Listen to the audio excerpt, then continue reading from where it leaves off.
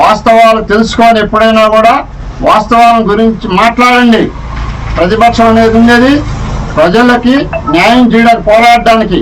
ఒప్పుకుంటాం, వాస్తవాలు వెలుగు తీయండి, చెప్పండి, మేము కూడా తప్పులుంటే సరిదిద్దుకుంటాం.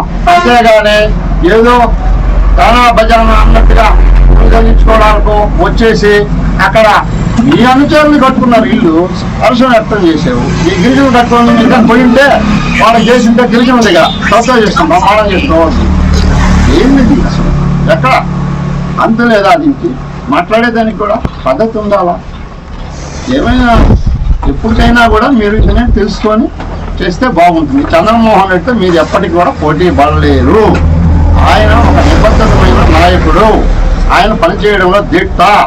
మీలాగా ఇళ్లలో కూర్చొని ఉండే కార్యకర్త కాదు ఆయన నాయకుడు కాదు. కార్యకర్తల దగ్గరికి వెళ్ళి పనులు చేసే నాయకుడు చంద్రమోహన్ రెడ్డి గారు. అది గుర్తించి ఇకనైనా కూడా మీరు తెలుసుకొని మాట్లాడితే బాగుంటుంది.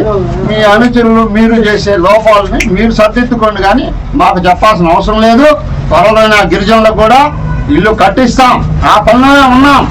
కానీ అక్కడ జరిగిన అన్యాయాలు, అక్కడ గిరిజనుల పేరుతో వాస్తవంగా గిరిజనుల పేరుతో బిల్లులు దండుకొని పనికి సకాలంలో చేయకుండా అధికారుల పరిశీలన తెలిసిన తర్వాత ఆ డబ్బులు రికవరీ చేయాల్సిన పరిస్థితుల్లో మీరు అక్కడ పొలం పని చేసి మీరు చేతులు ఎత్తేసారు తప్ప అక్కడ ఎవరేం ఆపే మాకు కూడా ఈరోజు ఆ పని చేయించాలని భయంగా ఉంది. ఎందుకంటే మీ అన్ని పనులు నాసిరకమే, ఎక్కడ చేసినా కూడా నాసిరకం పనులే. రోడ్లు వేసినా నాసిరకమే, కాలువలు కట్టినా నాసిరకమే. ఇప్పుడు ఆ ఇల్లులో అర్థమేమో పడిపోతే మన మీదకి వస్తుందేమో. ఒకసారి దాన్ని సరిగా క్వాలిటీని చెక్ చేయించి అప్పుడు చేయించండి అని చెప్పాం.